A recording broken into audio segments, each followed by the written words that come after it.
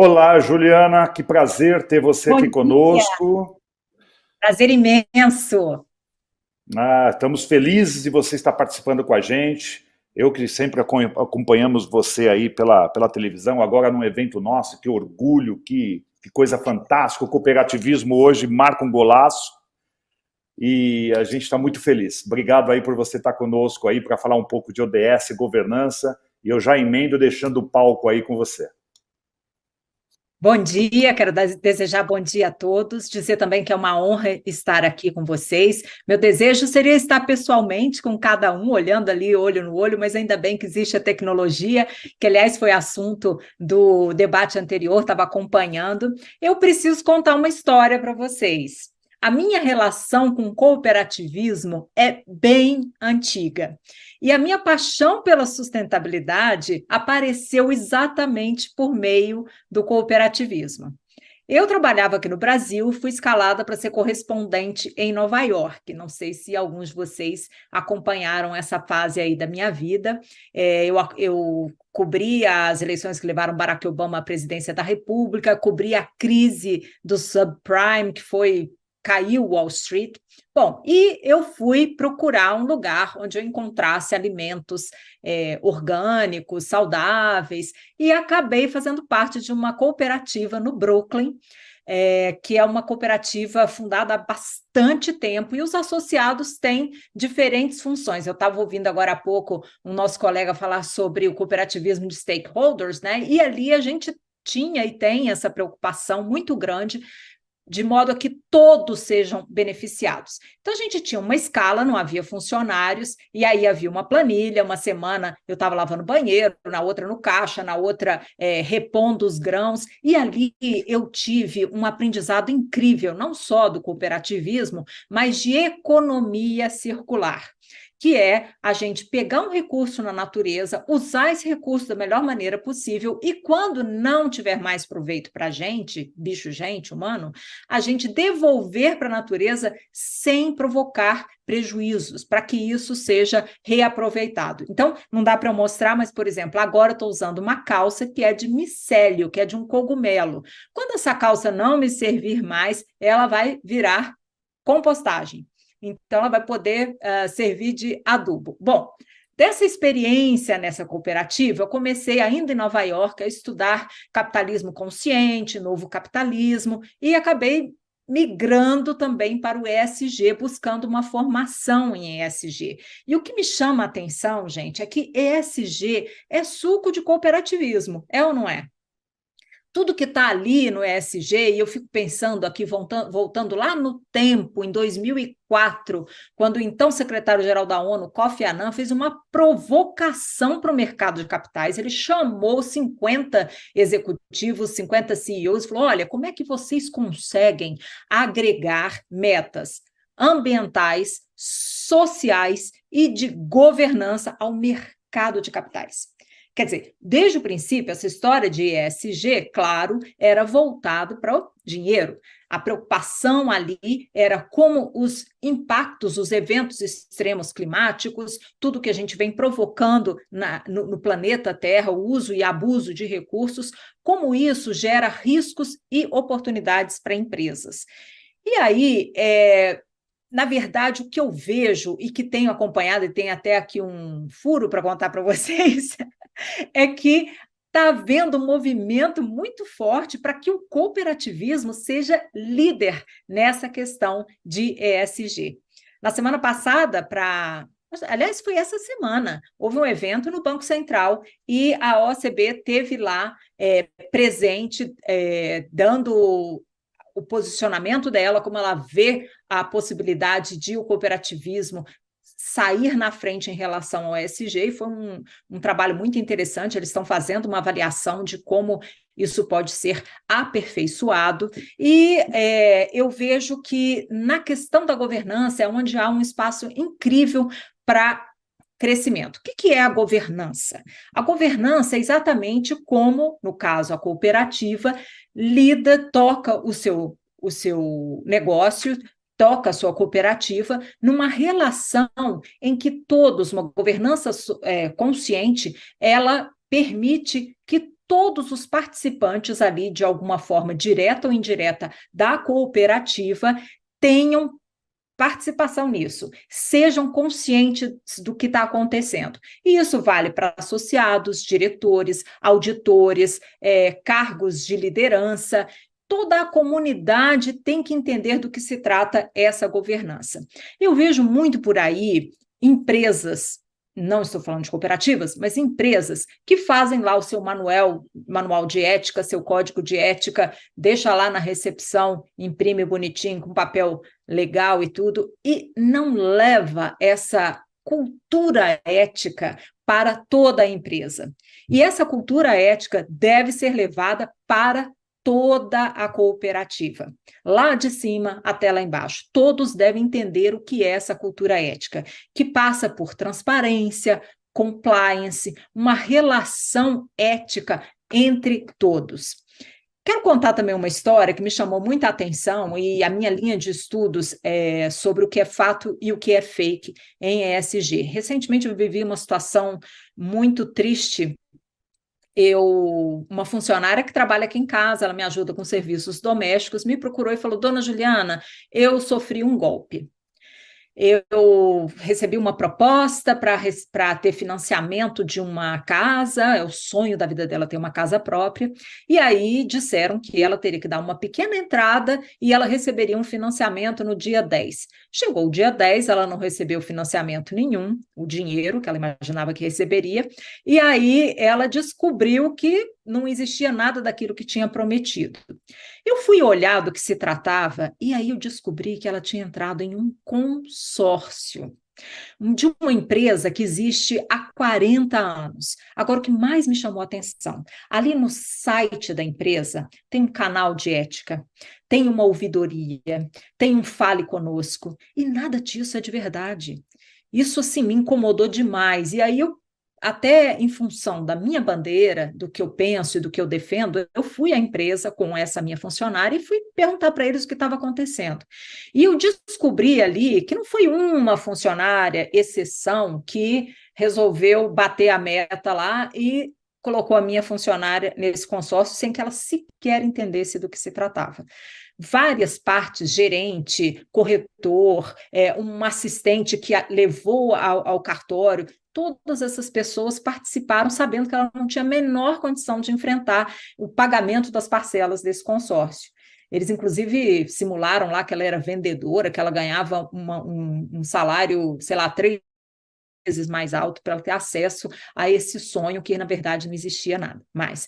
Então, estou usando um exemplo aqui grotesco e real, é uma empresa que tem 40 anos de mercado, mas eu estou usando isso para falar de algo que foi tratado, inclusive, no evento anterior, que é sobre a liderança, sobre a alta liderança. Não adianta, nós não conseguiremos mudar e adotar e introjetar uma cultura ética se a alta liderança não tiver uma compreensão absoluta da importância disso. Por que é importante ser ético? Por que é importante respeitar a privacidade de dados de todos os envolvidos? Por que é importante ter uma relação ética com o consumidor, com quem está no bairro ali onde está instalada a cooperativa, com governos? Essa relação ética deve ser permeável, deve se espalhar por tudo o que envolve de forma direta e indireta a cooperativa. E eu entendo que a cultura ética só vai estar presente na cooperativa se ela estiver compreendida lá em cima, na alta liderança, e se houver um trabalho ali de para e passo, dia a dia, de fala, de cultura, de ensinamento do que se trata essa cultura ética. Eu tenho visto muitas experiências e muitas tentativas de se mudar isso e, inclusive, de ter uma consciência maior da importância da liderança. Recentemente, eu participei de uma imersão, foi uma experiência muito interessante. Eu me juntei a um grupo de CEOs, CFOs, heads de sustentabilidade, heads de diversidade, e assim, gente aí do mercado, gente grande do mercado, e a gente ficamos imersos, trancafiados ali dentro de um hotel, discutindo, estudando o dia inteirinho sobre como ser uma liderança melhor para a empresa. E aí a gente pegou vários estudos, é claro que a gente se baseia muito na literatura americana, né, que na administração aí tem uma importância muito grande, e o que a gente notou é que cada vez mais há uma compreensão de que esse comando e controle não funciona mais em grandes empresas, não funciona mais em escolas, como foi dito aqui na fala anterior, não funciona mais em cooperativas também. A alta liderança tem que entender que o papel dela é abrir espaço para que equipes e indivíduos cresçam. E aí tem outra coisa importantíssima, é entender a individualidade. Cada um de nós é único, é singular e tem os seus talentos. Eu vi recentemente um estudo de um pesquisador que foi do Gallup durante muitos anos, e ele, pensando na governança consciente, ele criou um método de trabalho, ele inclusive escreveu um livro que destrói vários mitos que existem hoje sobre o trabalho, de pesquisa de desempenho, avaliação de desempenho, papel de liderança. Ele questiona vários pilares que são tidos como incontestáveis em grandes empresas, principalmente. E aí o que ele diz é o seguinte, que uma liderança, para exercer um papel realmente que agregue, ela tem que ter uma relação pessoal com cada um dos seus liderados. E aí, isso não se dá, por exemplo, é impossível que isso ocorra se um líder, por exemplo, tiver uma equipe enorme. O nome desse autor é Cunningham, ele diz o seguinte, ele sugere que equipes tratem individualmente, em reuniões com cada um dos seus subordinados, no começo da semana, uma reunião curta, de 5, 10 minutos, e ali que se estabeleçam as metas, sim, mas que essa questão da cultura ética apareça também nessa conversa, como um reforço.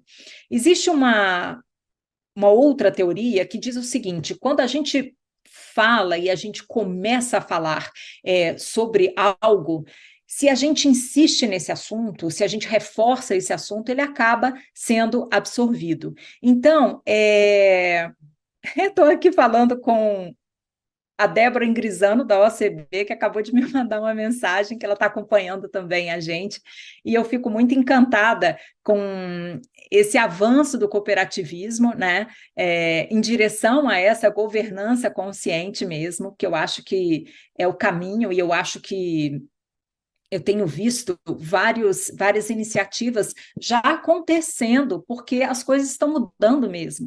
Veja, por exemplo, gente, a SUSEP, desde o ano passado, ela editou e publicou uma circular que exige exatamente o uso de metas ESG nas empresas, nas seguradoras. Então, pense no efeito cascata disso, que vai chegar até a cooperativa que trata, por exemplo, com o mercado de seguros, com o setor de seguros. Então, no caso dos seguros, eles têm que fazer um relatório de sustentabilidade, eles têm que adotar uma política de sustentabilidade, eles têm que fazer uma matriz de materialidade. E o que eu estou vendo, e que já está acontecendo, é que tem havido esforços incríveis nessa área, no setor de seguros, por exemplo. Eles estão começando a contabilizar, por exemplo, desde o guincho, que é acionado quando o pneu do carro fura. Então, quanto de emissão de gás de efeito estufa quanto de gás de efeito estufa é emitido ali naquele guincho, né? No uso daquele guincho. Então, eles computam aquilo ali e trocam isso por créditos de carbono. Imagine, isso já está acontecendo com muitas seguradoras brasileiras. Então, o efeito disso em cascata, que eu imagino que vai se dar, e que está se dando nessa nossa conversa aqui, que vocês estão saindo na frente, vocês não vão ficar a reboque, né? Uma grande preocupação que eu vejo nesse setor de ESG, e que trata de governança, de questões ambientais e de questões sociais, é o risco de ficar a reboque. Então, quando eu trouxe aqui uma empresa que tem 40 anos de mercado e que faz ali uma governança para quem ver, né? Para enganar a quem? Que ela bota lá no site que tem um canal de ética, que é transparente, que tem ouvidoria, e a gente procura ouvidoria, ninguém atende, a gente vai no canal de ética, nada, a gente vai no Fale Conosco, também não acontece nada. Então, essa empresa, ela tem futuro? Ela não tem. E ela está correndo um risco tremendo. Pensem bem na seguinte situação. Claro que quando eu fui lá nessa empresa, eu fui buscar uma explicação sobre o que tinha acontecido com a minha funcionária e que ela recebesse de volta o dinheiro que ela tinha investido, porque aquilo ali era uma fraude completa. Ofereceram para ela uma casa, um financiamento, e era algo que não existia. Ou, na verdade, o que existia era um consórcio com uma promessa de um sorteio, aí sim que ela foi entender. Agora, imagina, em ESG, a gente pensa sempre em riscos e oportunidades. O ESG é o olhar de fora para dentro. E a sustentabilidade é o olhar de dentro para fora. Então, olhando de fora para dentro, que riscos essa empresa está correndo quando ela não cumpre não segue uma governança consciente, quando ela não tem uma relação ética com a sociedade firme? Que risco ela está correndo? Vai que essa minha funcionária, por acaso, fosse amiga de uma celebridade que frequentasse aqui a minha casa, que por acaso até tem, com, sei lá, 15 milhões de seguidores. Vai que essa celebridade ficasse revoltada com essa questão e fizesse um vídeo e isso viralizasse. Pensem no risco que isso estaria acontecendo de uma empresa que tem 40 anos de mercado. Então, a gente tem que mudar, começar a mudar, pensando primeiro em fazer o que é certo, porque é o que tem que ser feito e é o que deve ser feito. Essa cultura tem que ser reforçada entre todos os integrantes, seja de cooperativa, seja de empresa siderúrgica, seja de empresa de foguete, todo mundo tem que entender isso. Porque os riscos e, eventualmente, as oportunidades aparecerão uma hora ou outra. Ai, eu estou recebendo um aviso aqui secreto que eu tenho que terminar de falar. Eu estou falando, desculpa, eu fui atabalhoada aqui, fiquei misturando uma série de assuntos que eu estava preocupada com o tempo. Imagine eu, que sempre vivi a vida inteira contando segundos, eu consigo pensar em segundos, né? Mas eu fiquei preocupada com o tempo, então acabei misturando diversos assuntos, parecendo um WhatsApp falado rápido, né? Mas eu quero deixar o tempo para que vocês participem, para que vocês contribuam com o diálogo aqui, porque é assim que se dá, inclusive, na boa governança. Então, por favor, acho que a gente tem um tempinho aí para poder dividir e se alguém tiver algum comentário, alguma pergunta, estou à disposição.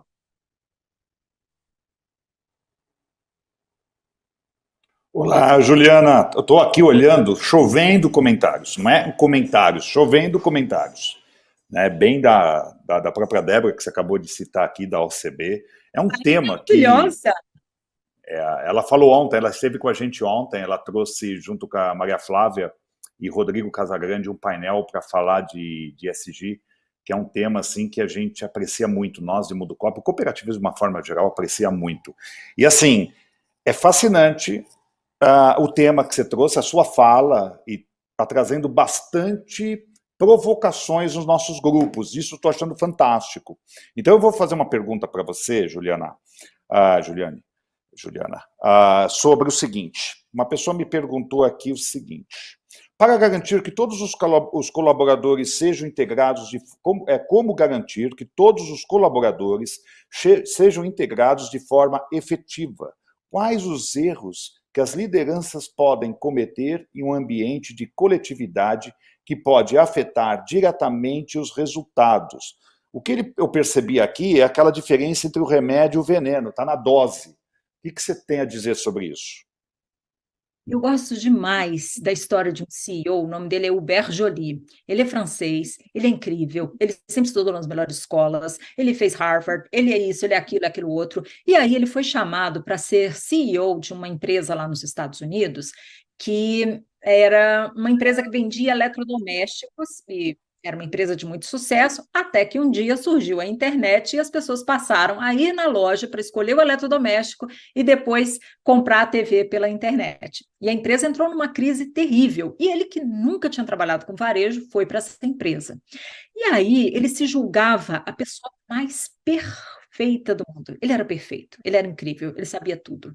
Até que teve um dia, uma festa da firma, e ele descobriu que ele era muito mal avaliado, inclusive pelos subordinados. E aí ele começou um trabalho, eu acho que a alta liderança, ela tem desafios incríveis. Ela trabalha 80% do tempo dela para deixar que os seus subordinados, as suas equipes, cresçam e mostrem os seus talentos. Esse é o verdadeiro líder. Trabalho dele mesmo, 20% do tempo. E aí, esse Hubert Joly, num trabalho de autoconhecimento, que foi uma caminhada dele, uma jornada intimista, individual, ele descobriu que a perfeição não existe, e, aliás, é muito ruim buscar a perfeição. Nenhum de nós é perfeito. Nós não sabemos tudo e nós temos que ter espaço para isso. Então, uma liderança humanizada parte desse princípio. Outra coisa que, assim, eu acho fundamental a gente falar aqui, e mais uma vez eu quero agradecer a honra de estar aqui com vocês, que vocês me deram a confiança de estar aqui nesse espaço. Essa é a palavra-chave que eu vejo em todas as relações de negócio. Se não há confiança, não há possibilidade de crescimento. Então, a alta liderança, primeiro, ela não pode deixar a nave ali à deriva, né? Ela tem que passar essa cultura ética, a responsabilidade dela, e para isso ela tem que adquirir o conhecimento e depois dar espaço para que todos cresçam. Você falou de confiança, é uma fala bem forte, até do presidente da OCB, o Márcio Lopes, que o cooperativismo ele é baseado nas pessoas e na confiança.